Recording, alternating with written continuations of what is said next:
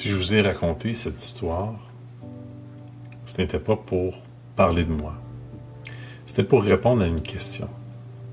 Pourquoi est-ce que je regarde le monde de cette façon? Aujourd'hui, vous connaissez la réponse. Chaque étape de mon parcours a ajouté une nouvelle perspective. Le génie m'a appris à comprendre les infrastructures, la sécurité m'a appris à protéger les systèmes, le droit m'a appris des règles, la science politique m'a appris les institutions et les politiques publiques m'ont appris la gouvernance. L'économie m'a appris les incitatifs. La finance m'a appris la création de valeur et la théologie m'a appris le sens. Et les épreuves m'ont appris le discernement.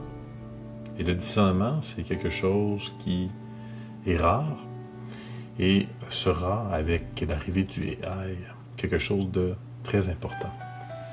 Avec le recul, je réalise que je n'ai jamais poursuivi des diplômes, en fait. J'ai poursuivi une seule chose, une meilleure compréhension de la réalité. C'est la même raison qui me pousse dans mes temps libres à lire autant sur l'astrophysique. Parce que les grandes décisions exigent rarement davantage d'informations. Elles exigent une meilleure compréhension du système. Aujourd'hui, on est noyé par l'information. Mais est-ce qu'on comprend vraiment? On vit une époque extraordinaire.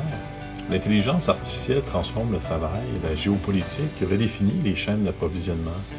La démographie transforme nos économies, la dette publique atteint des niveaux historiques.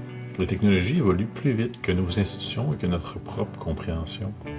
Les organisations doivent composer avec une complexité qu'aucune génération précédente n'a connue. Dans ce contexte, la véritable rareté n'est plus du tout l'information.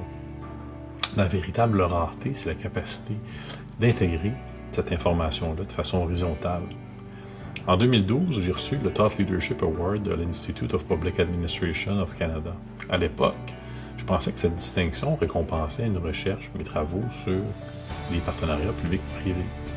Aujourd'hui, je crois qu'elle reconnaissait surtout une manière de réfléchir, une manière de relier des disciplines qui habituellement ne se parlent pas, une manière de chercher les interactions plutôt que les explications simplistes dont on nous gave constamment aujourd'hui. Je prétends pas être le meilleur spécialiste d'un domaine particulier. Mon travail consiste à intégrer des perspectives, à relier l'économie à la gouvernance, le droit à la stratégie, les infrastructures aux politiques publiques, la technologie au comportement humain, la finance à la création de valeurs et les valeurs aux décisions. Je crois que les défis du 21e siècle exigent cette approche et qu'avec l'intelligence artificielle, elle sera plus importante que jamais. Parce que les organisations ne manquent pas d'experts actuellement. Elles disposent déjà d'excellents juristes, de bons ingénieurs, de bons économistes, de bons comptables, de bons technologues. Ce qui manque souvent, c'est quelqu'un capable de faire dialoguer toutes ces expertises-là ensemble. Quelqu'un qui voit les angles morts, les dépendances invisibles, qui a un imaginaire social et les conséquences de deuxième et troisième ordre. C'est là que je crois pouvoir maintenant apporter le plus de valeur. J'accompagne des dirigeants confrontés à des décisions complexes, des conseils d'administration, des présidents et chefs de direction, des investisseurs, des entrepreneurs, des family office, des organisations publiques, des organismes sans but lucratif, des gouvernements, des municipalités. C'est ces gens-là qui ont besoin de ce type d'aide-là. Tous ceux qui doivent prendre des décisions dont les conséquences dépasseront largement le prochain trimestre ou le prochain cycle électoral, ou qui aimeraient, en fait, que leurs décisions dépassent cela.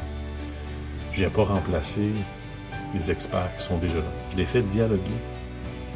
J'aide à intégrer leurs perspectives, un peu comme lorsque je conduis ou conduisais des évaluations au gouvernement fédéral. J'aide à construire une vision commune, à révéler les risques invisibles et à prendre des décisions qui sont plus éclairées. J'arrive pas avec des réponses toutes faites. J'arrive avec des questions que l'on oublie très souvent de poser.